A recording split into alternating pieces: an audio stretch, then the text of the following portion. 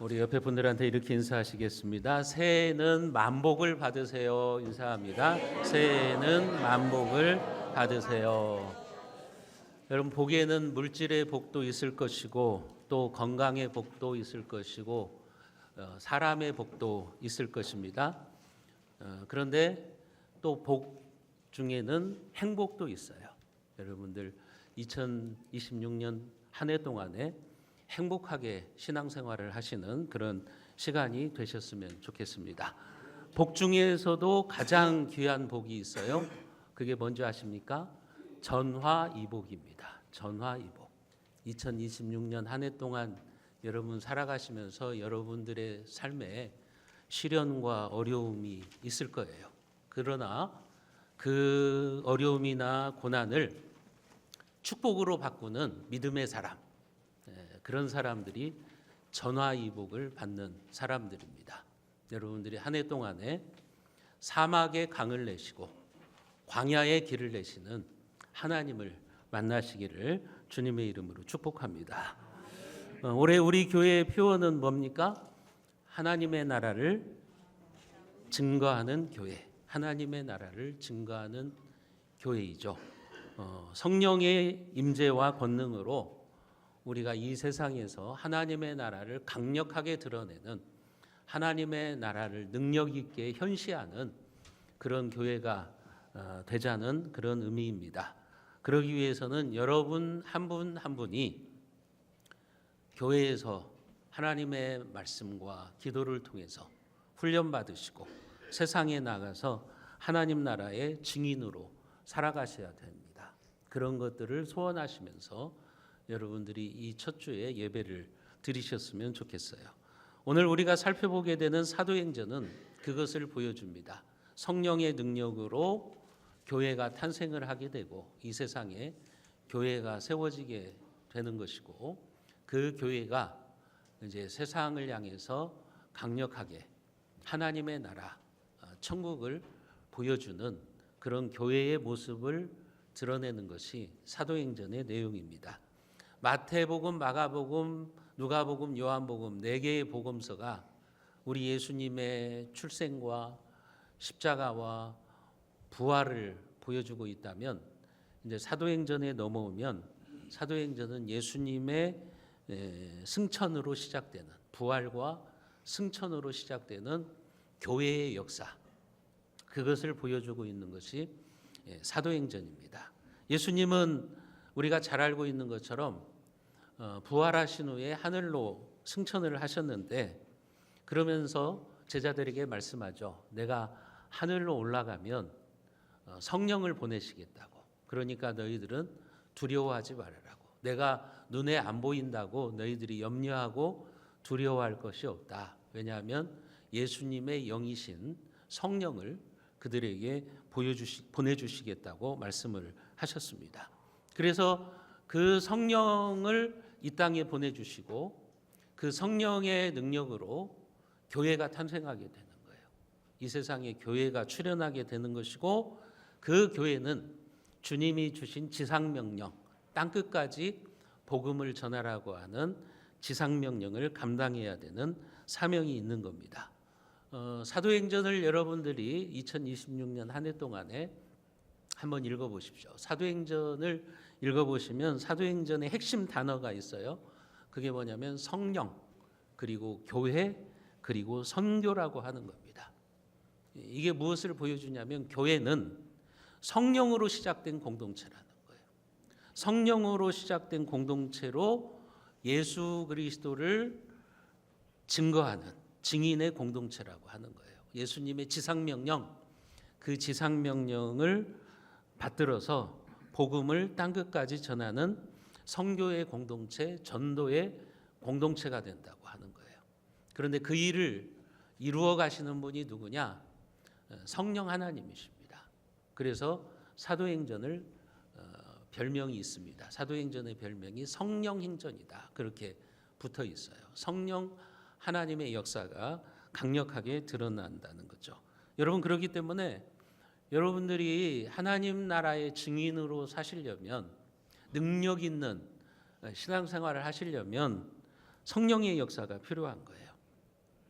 여러분들이 땅끝까지 복음을 전하는 삶, 우리 교회가 땅끝까지 복음을 전하는 증인의 공동체가 되려면 성령의 역사가 있어야 된다는 거예요. 여러분, 하나님 나라의 증인의 삶은 성령의 임하심으로 시작이 되는 거예요.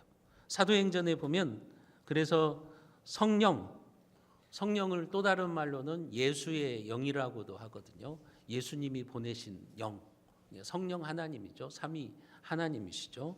성령, 예수의 영, 또 주의 영이다, 이런 표현들이 나옵니다. 다 성령을 가리키는 거죠. 이 단어가 무려 54번이나 나옵니다. 사도행전은 성령에 대해서 우리에게 얼마나 많은 말씀을 해주시는지 몰라요. 그것이 우리에게 보여주는 게 뭐죠? 우리의 신앙생활을 하는데 있어서 주시는 교훈이 뭐죠? 우리가 어떻게 살아야 될까? 우리가 어떻게 신앙생활을 해야 될까라고 물어볼 때 가장 간단한 답은 여러분, 성령으로 살아야 된다는 거예요. 여러분들이 성령을 받고 신앙생활을 하셔야 된다는 거예요. 성령 충만함으로 여러분들이 여러분들의 삶을 살아가야 된다는 거예요. 성령과 동행하며 사는 삶, 그것이 사도들의 신앙이었고, 또 오늘 저와 여러분들의 삶에도 성령의 임재가 있어야 되는 거예요. 그래서 예수님은 하늘로 승천하시면서 제자들에게 마지막으로 주신 말씀이, 이 땅의 교회에게 마지막 주신 약속이 바로 그것이었죠. 오늘 사도행전 1장 8절에 보면 오직 성령이 너희에게 임하시면 너희가 권능을 받고 예루살렘과 온 유대와 사마리아와 땅끝까지 이르러 내 증인이 되리라. 오직 성령이 너희에게 임하시면, 그러니까 오직이라는 말은 무슨 말이냐면 이것밖에 없다는 거예요. 이것밖에 없다는 거예요. 성령을 받는 것은, 이것은 우리의 선택사항이 아니라는 거예요.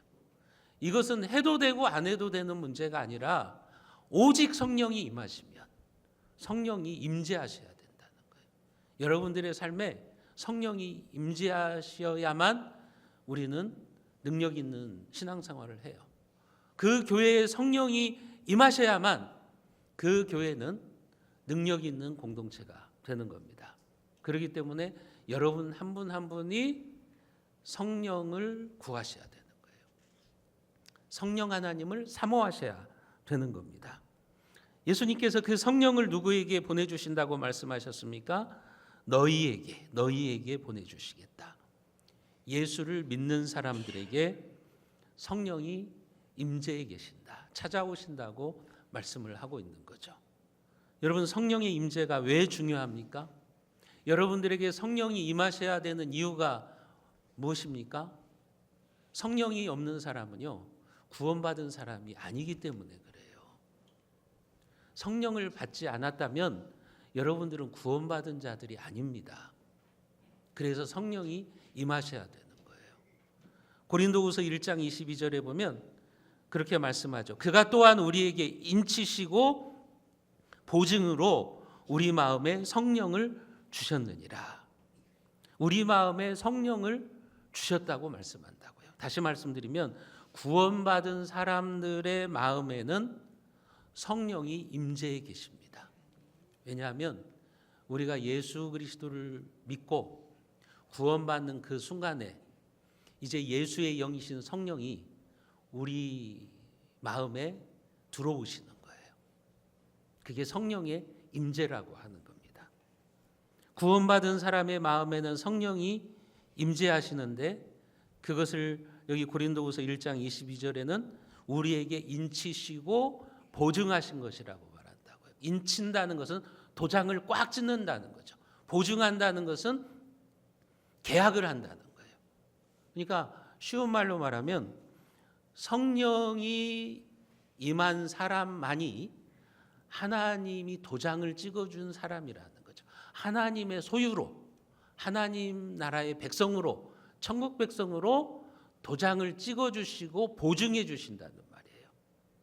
이것을 다른 말로 말하면 성령이 그 마음에 없는 사람은 구원받은 사람이 아니라는 말입니다. 여러분, 이 세상에는 많은 사람들이 섞여서 살고 있지만 분명하게 구분되는 두 종류의 사람이 있어요. 그게 뭐냐면 성령으로 도장이 찍힌 사람과 도장이 찍히지 않은 사람이에요. 지금 이 예배당에 많은 교인들이 와서 예배를 드리고 있지만 두 부류의 성도가 있는 거예요. 성령이 임재해 계시는 성도와 성령이 안 계시는 성도. 다시 말씀드리면 성령으로 도장이 찍혀 있는 성도와 도장이 찍혀 있지 않는 성도로 구분된다는 거예요. 여러분, 성령이 임재하시지 않으면 여러분들은 구원받지 못한 거예요. 천국 백성이 되지 못한 거예요. 성령이 임재하셔야만 우리는 장래에 천국 백성이 되는 거예요. 그리고 지금 이 땅에서도 구원받은 하나님의 사람으로 살아가는 거예요. 우리의 눈에는 그게 보이지 않지만 하나님의 눈에는 분명하게 구분되어 있어요. 성령으로 도장이 찍혀 있는 사람과 성령으로 도장이 찍혀 있지 않는 사람이 분명하게 구분되어 있어요. 그리고 마지막 날 주님께서 다시 재림하실 때 성령으로 도장 찍은 사람들을 정확하게 구별하실 겁니다. 요한계시록에서는 그 사람들이 어떤 사람들이냐? 14만 4천 명이라고요. 그들을 구원하시는 거예요. 여러분, 성령의 사람은 그렇게 하나님이 도장을 찍으시고 하나님의 사람으로, 하나님의 소유로 구분을 해놓았어요. 여러분들이 왜 무기력한 신앙생활을 하시는 줄 아십니까? 그 이유 중에 하나는 성령 충만하지 못하기 때문이에요. 왜 여러분들이 형식적이고 습관적으로 신앙생활을 하시는 줄 아십니까? 그건 여러분들이 성령 충만하지 못하기 때문에 그래요. 왜 여러분들이 말씀이 중심이 되지 않고 내 감정과 내 고집대로 신앙생활을 하려고 하시는 줄 아십니까? 성령 충만하지 않기 때문에 그래요. 그러니까 내 마음대로, 내 기분 내키는 대로, 내가 하고 싶은 대로 그렇게 신앙생활을 하는 겁니다. 성령이 우리 안에 임재하면 우리에게는 어떤 모습이 드러나느냐? 변화된 삶이 되는 거예요. 여러분, 귀신 들린 사람 보셨어요? 저는 귀신 들린 사람을 몇 번 봤는데, 그리고 귀신을 쫓아내는 그런 일도 해봤는데, 귀신 들린 사람은요, 행동이 이상합니다. 귀신 들린 사람은 여러분 말부터 이상해요. 말부터 이상하고 그 삶이 파괴적이에요. 그래서 귀신 들린 사람은 더러운 말과 더러운 행동을 해요. 왜냐하면 그 속에 악한 귀신이 들어가 있으니까요. 더러운 말을 하고 더러운 행동을 하는 거죠. 그래서 우리는 그 사람이 귀신 들린 사람인 것을 금방 알아볼 수 있어요. 여러분, 그런데요, 예수님을 믿는 사람들의 마음 안에는요, 더러운 귀신이 아니라 거룩한 성령님이 들어와 계십니다. 그러면 어떻게 됩니까? 거룩한 삶을 살아가는 거예요. 변화된 삶을 살아가는 거예요. 우리의 말과 행동이 달라지는 겁니다. 그것이 바로 하나님 나라의 증인으로 사는 삶입니다. 성령이 임한 사람은 그렇게 변화된 삶, 거룩한 삶을 살아가는 거예요. 여러분들이 왜 그렇게 오랫동안 교회를 다녔는데도 내가 변하지 않을까? 한번 생각을 해보세요. 나는 과연 성령의 인도를 따라가는 삶을 살아가고 있는가? 아니면 자기 충만한 그런 삶을 살아가고 있는가 하는 겁니다. 여러분, 성령 충만은 어떻게 받을 수 있나요? 기도원 가서 40일 금식 기도해야 성령 충만을 받나요? 기도원 원장한테 머리를 디밀고 안수받아야 성령 충만을 받을 수 있나요? 신비한 하나님의 음성을 듣고 꿈을 꾸는 것이 성령 충만인가요? 그렇지 않아요. 성령 충만은 어떻게 받을 수 있냐? 성경에서 분명히 말씀하세요. 말씀과 기도입니다. 다른 방법은 없어요. 말씀과 기도는 여러분 자전거의 두 바퀴와도 같아요. 자전거의 두 바퀴가 잘 돌아가야 자전거가 넘어지지 않고 균형을 잡아서 앞으로 나갈 수 있거든요. 말씀과 기도가 여러분 우리의 성령 충만한 삶의 두 바퀴와도 같은 거예요.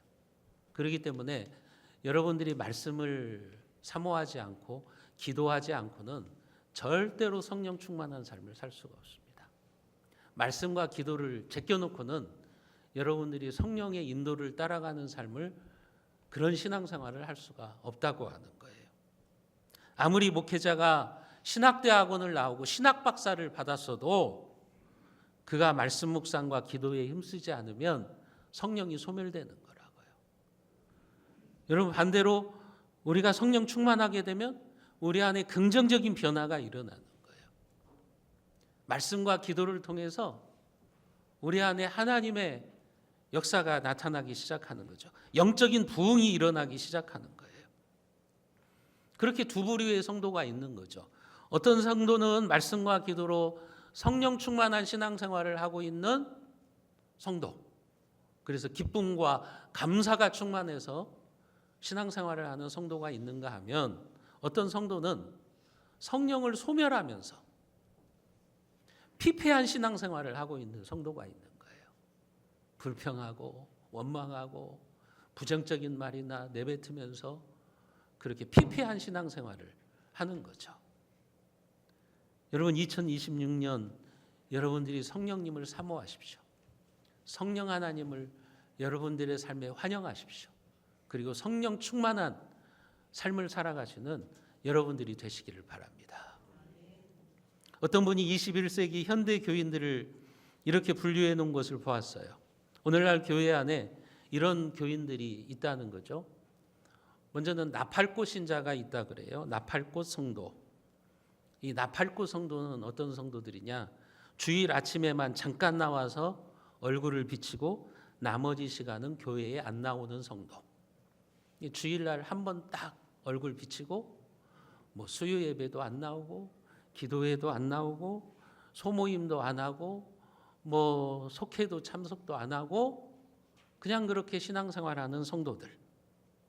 그런 성도들이 나팔꽃 신자라고 하는 거예요. 그 다음에 인력거 교인이 있대요. 인력거. 그러니까 교역자나 뭐 구역장이나 성도들이 찾아가서 끌어내야만 겨우 교회에 나오는 교인. 신앙생활이 여러분 뭐 목회자의 강압에 의해서 하는 게 아니잖아요. 자기가 신앙생활을 알아서 해야 되는 거잖아요. 근데 꼭 그렇게 그냥 끌어야만 오는 성도들, 그런 성도들이 인력거 교인이라는 거예요. 또 어떤 교인들이 있냐? 채점관 교인이 있다는 거예요. 교회 와가지고 맨날 채점만 하는 거예요. 이 사람은 어떻고 저 사람은 어떻고 이것은 어떻고 저것은 어떻고 점수를 매기고 흠이나 잡고 있는 교인, 험담이나 하고 있는 교인, 이런 교인들이 채점관 교인이라는 거예요. 또 소방대원 교인이 있다는 거예요. 소방대원. 교회가 평안하고 교회가 부흥하려고 하면 거기에다가 찬물을 끼얹는 교인들. 이런 교인들이 소방대원 교인이라는 거예요. 어떤 일을 해보자고 하면 그거 안 돼. 그렇게 찬물을 끼얹어 버리는 거예요. 속회에서나 구역에서나 뭐 좀 한번 하자고 하면 부정적인 말을 쏟아내면서 찬물을 끼얹어 버리는 거예요. 이런 교인들이 소방대원 교인이라는 거예요. 또 어떤 성도가 있냐면 불쏘시개 교인이 있다는 거예요. 이 불쏘시개 교인들은 성령이 충만해요. 성령이 충만해서 뜨거워져 있는 교인이에요. 그래서 매사에 감사하고 또 행복하게 신앙생활을 하고 그렇게 교회를 세우는 일에 아름답게 쓰임받는 성도라고 하는 거죠. 여러분, 이 중에서 불쏘시개 교인은 성령 충만한 성도의 모습이지만 나머지 교인은 성령을 소멸하는 교인들입니다. 사랑하는 성도 여러분, 여러분들은 어떤 교인이십니까? 성령 충만한 불쏘시개 교인들이 되시기를 바랍니다. 여러분들의 삶에 성령의 불바람이 불어오기를 바랍니다. 그래서 올 한 해 동안 여러분들이 우리 교회의 부흥과 성숙의 불쏘시개가 되는 성령의 사람들이 다 되시기를 주님의 이름으로 축복합니다. 여러분, 하나님 나라의 증인은 그렇게 성령의 임재하심으로 살아가는 거예요. 또 한 가지는 하나님 나라의 증인이 되려면 성령의 권능을 받으셔야 돼요. 오늘 사도행전 1장 8절에 보면 오직 성령이 너희에게 임하시면 너희가 권능을 받고, 그렇게 말씀하시죠. 권능을 받고서 예루살렘과 온 유대와 사마리아와 땅끝까지 이르러 내 증인이 되라. 여러분, 증인이 되기 전에 뭘 받으라고 말씀하셨냐면 성령의 권능을 받으라고 말씀하셨다고요. 권능이라는 말은 힘이라는 말이죠. 능력이라는 말이죠. 이 성경의 원어에 보면 듀나미스라는 말을 쓰고 있는데, 이 그 헬라어 듀나미스라는 말에서 영어에 다이나마이트라는 단어가 나왔어요. 그러니까 성령을 받으면 힘이 생기는 거예요. 여러분, 능력이 생기는 거예요. 신앙생활을 하면서 무기력한 신앙생활이 아니라 힘 있는 신앙생활을 한다는 말이죠. 그래서 예수님은 지금 하늘로 승천하시면서 제자들에게 그 얘기를 하시는 거예요. 너희들 성령의 능력을 받아야 돼. 성령의 권능을 받아야 돼. 그래야만 너희는 하나님 나라의 증인으로 살 수 있다. 그 얘기를 하고 계시는 거예요. 여러분, 제자들을 보세요. 예수님의 수제자였던 베드로를 보세요. 성령 받기 전에 얼마나 무기력합니까?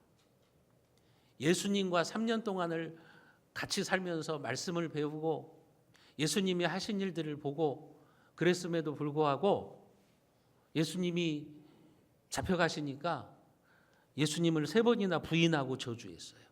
다른 제자들도 마찬가지죠. 어쩌면 그렇게 무능력하고 무기력한 삶을 살아가는 제자들이었는지 몰라요. 그랬던 그들이 오순절에 성령을 받고 나서는 달라지지 않습니까? 베드로가 성령을 받으니까 위대한 하나님의 사람으로 바뀌어지지 않습니까? 여러분, 성령을 받은 다른 사도들도 담대한 예수님의 증인으로 살아가지 않습니까? 그래서 사도들이 다 순교하는 거예요. 여러분, 순교는 아무나 합니까? 성령의 능력이 없으면 못하는 거죠. 성령을 받고 나니까, 성령의 능력을 받으니까 그들의 삶이 달라지는 거예요. 그래서 예수님은요, 우리에게도 성령을 받으라고 말씀하시는 거예요. 오늘 사도행전 1장 4절과 5절 말씀을 우리가 같이 한번 읽어보겠습니다. 4절 5절입니다. 사도와 함께 모이사 그들에게 분부하여 이르시되 예루살렘을 떠나지 말고 내게서 들은 바 아버지께서 약속하신 것을 기다리라. 요한은 물로 세례를 베풀었으나 너희는 몇 날이 못되어 성령으로 세례를 받으리라 하셨느니라. 예수님이 지금 하늘로 승천하시면서 제자들에게 그렇게 말씀하시죠. 너희들 예루살렘을 떠나지 말고 아버지께서 약속하신 것을 기다려라. 아버지께서 약속하신 게 뭡니까? 성령이죠. 성령의 세례를 받으라고 지금 그렇게 말하고 있어요. 여러분, 왜 성령을 받아야 됩니까? 이제 제자들은요, 세상으로 나가서 복음을 전해야 돼요. 세상을 변화시켜야 돼요. 그런데 그 전에 그렇게 그리스도의 증인, 하나님 나라의 증인이 되기 전에 해야 되는 일이 있다는 거예요. 예루살렘을 떠나지 말고 너희들이 거기에 모여서 함께 기도하면서 성령을 먼저 받아라. 성령의 권능을 먼저 받아. 그리고 증인이 되라는 거예요. 여러분, 그래서 예수님의 제자들은 120명의 성도들은 마가의 다락방에서 함께 모여서 기도했어요. 그리고 그곳에 성령이 임했던 거예요. 그들이 세상을 변화시킨 거예요. 그들이 예루살렘을 변화시킨 거예요. 그들은 증인이 되기 전에 먼저 모여서 능력을 받은 거죠. 우리가 CCM 가사 중에도 보면 그런 가사가 있잖아요.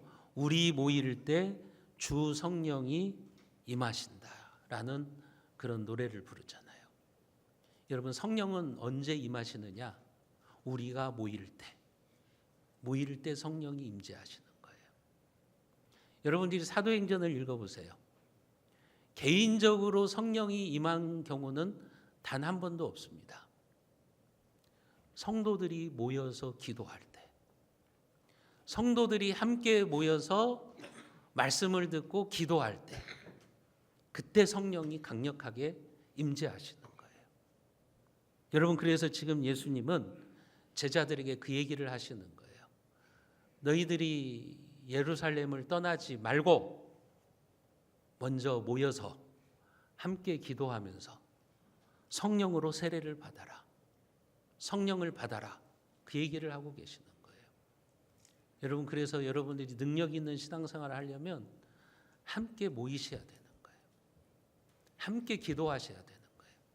그때 성령의 권능을 받는 거죠. 초대교회 성도들이 마가의 다락방에서 모여서 기도할 때, 약속하신 성령을 기다릴 때, 그때 성령의 능력을 받은 거죠.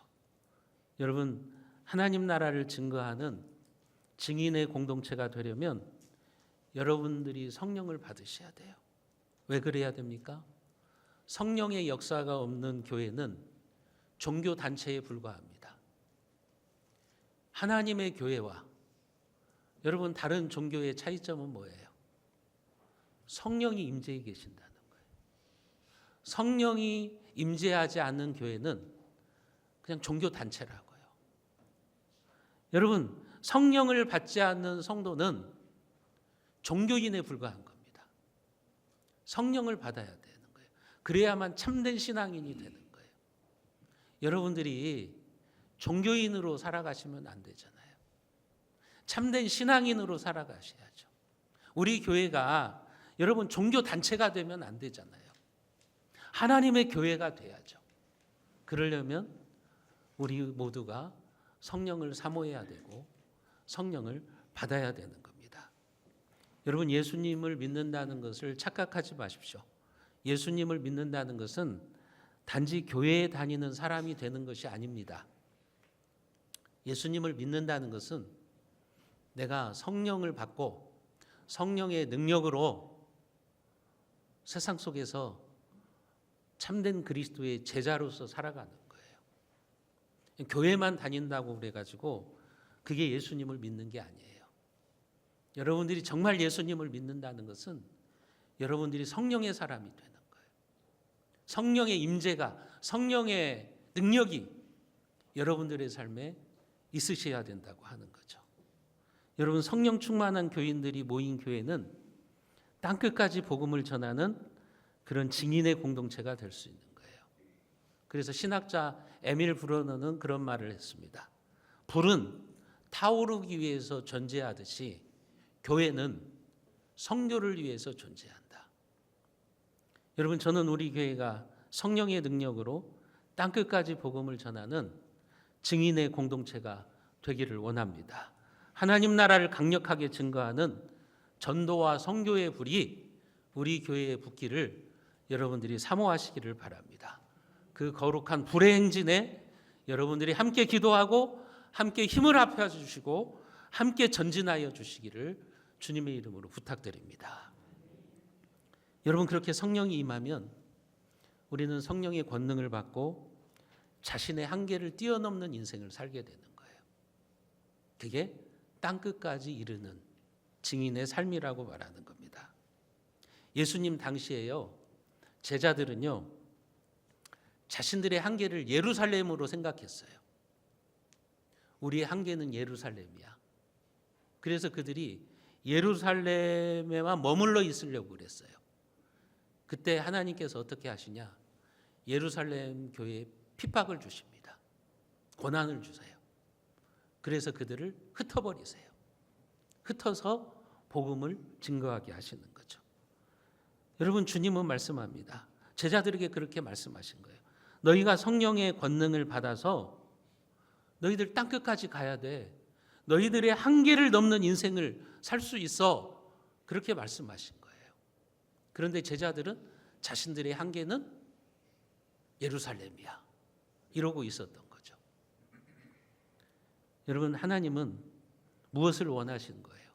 그들이 성령의 권능을 받고 예루살렘을 넘어서 온 유대와 사마리아와 땅끝까지 이르기를 원하셨던 거예요. 그들의 한계를 넘는 삶을 살기를 원하셨던 거죠. 여러분, 그렇습니다. 여러분들에게도 성령이 임하시면요, 한계를 넘어서는 인생을 살 수 있습니다. 여러분들이 바라봐야 될 한계는 어디냐? 여러분, 땅끝이어야 돼요. 성령이 임하면 우리 교회의 비전도 땅끝이어야 되는 겁니다. 그냥 이 요촌동에만 갇혀 있으면 안 되는 거예요. 이 요촌동을 넘어서, 김제를 넘어서 땅끝까지 복음을 전하는 증거의 공동체, 하나님 나라의 공동체가 되기를 여러분들 사모하시기를 바랍니다. 하나님은요, 여러분들이요, 신앙생활하면서 성령의 권능을 받고 한계를 넘어서는 인생을 살기를 원하십니다. 하나님은 우리 교회가요, 우리 스스로 한계를 정해놓고 그것을 넘지 못하는 그런 교회가 되는 것을 원하지 않으시고요, 우리 교회의 모든 성도들이 성령을 받고 땅끝까지 복음을 전하는 증인의 공동체, 권능의 공동체가 되기를 원하시는 거예요. 그래서 우리는 성령 충만을 뜨겁게 사모해야 됩니다. 여러분들이 2026년 첫 주에 예배를 드리면서 그렇게 결단하십시오. 하나님, 내가 성령이 없는 신앙생활이 아니라 성령 충만한 신앙생활이 되게 해주십시오. 미지근한 신앙생활이 아니라 뜨겁게 신앙생활을 할 수 있도록 도와주세요. 그래서 여러분 모두가 하나님 나라의 참된 증인으로 살아갈 때 하나님이 여러분들을 뜨겁게 복주시는 한 해가 되시기를 주님의 이름으로 축원드립니다.